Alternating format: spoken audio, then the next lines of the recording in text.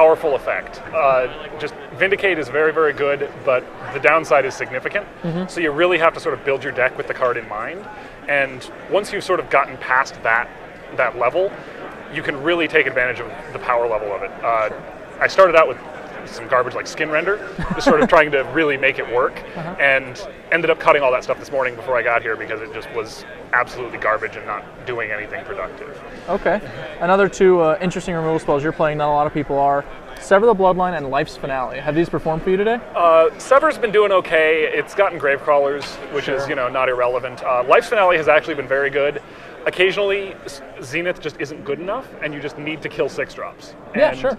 It does that. It's expensive, it's clunky, but sometimes it just does what you need it to do. And catching a Primeval Titan's no joke either. You get to get the other 3 Primeval Titans a lot of the time, making the Green Sun Zeniths just nothing. Yeah, I haven't actually played against Primeval Titans, but I have gotten a lot of Thrag Tusks. So it does work there too.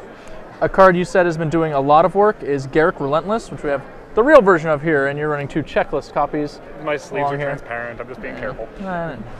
So we've got our Garrick the Relentless here. How's Garrick been? Why is he so good? Spectacular. Against all the aggro decks, he's just an endless stream of 2/2s that just does just chump blocks everything, and for value most of the time. Sure. And when you need him to flip and kill something, he can do that too, unless you're trying to kill Hero Playbolt, which doesn't work so well, it turns out. Yeah, it's tough. It's a tough game. And our other Planeswalker compatriot, Tamia, while you are also running Liliana's, I didn't really want to give her that much. We're familiar with one Lily, 2 Tamias.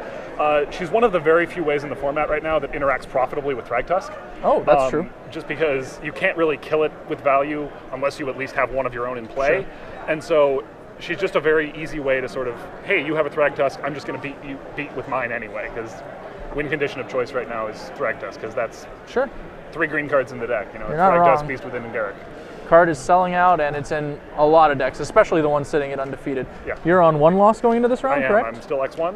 Gotta keep it rolling. All right, well, let's get you into the seats and play in the round. Thank you very much. We'll be right back with round 7. That sounds right, of the Standard Open here in Portland.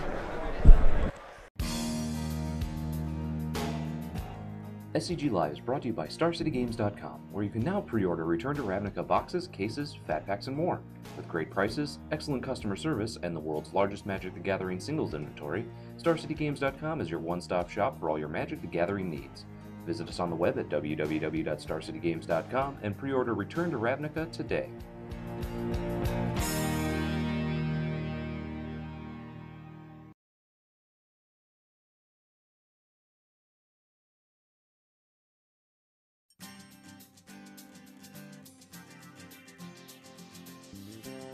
My name's Garrett Steedley. I'm the owner of Gamers Guild in Spring Lake, North Carolina. I always really wanted to own my own place and just make an awesome place for people to play and really promote a high level of competition. Incidentally, is why we jumped on the Star City IQs. It was just a no-brainer. Tested the waters with a regular IQ. It was pretty inexpensive. Didn't really see any risk involved in doing it. Then we decided to upgrade to the Super IQs. They were pretty pleased with our attendance. It almost doubled the attendance from the regular IQ. As the word of the program spread and more stores started jumping in on it, it just exposed it to a ton of more players. But really, without having a well-publicized event, people aren't just going to travel because everybody thinks their local store is just amazing usually. So it's not going to give them reason enough to really drive out there. But when you put the name brand, Star City Games behind the event, that just carries a lot of weight with a lot of serious players. So those players travel down for IQs, and for the most part, they just kept coming back because they respect Star City Games. They respect how professional and how competitive we are here, and they really enjoy the store. It is incredibly helpful for the stores. It is such a great way to help out your store and help out your players. Your players want to play Magic, then your players are coming in, they're spending time in your store, they're having a good time, they're playing more Magic, they're buying cards, they're buying boosters, and they have something to look forward to. The winner can go to a much larger tournament, the Invitational, have a great time, win some money, come back, tell great stories to their players, tell the TO what a great time it was, and they say, let's run another one. It's just created, significant repeat business, especially on a major event. Definitely have no complaints. There's definitely no drawback. Exposed us to a lot of the clientele that we wanted to bring into the store.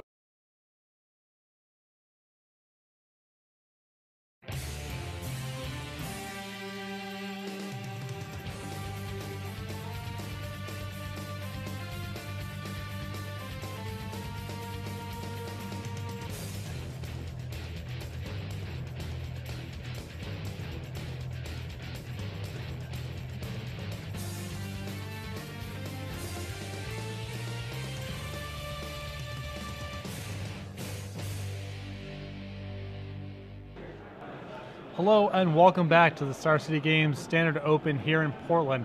I'm Patrick Sullivan and Cedric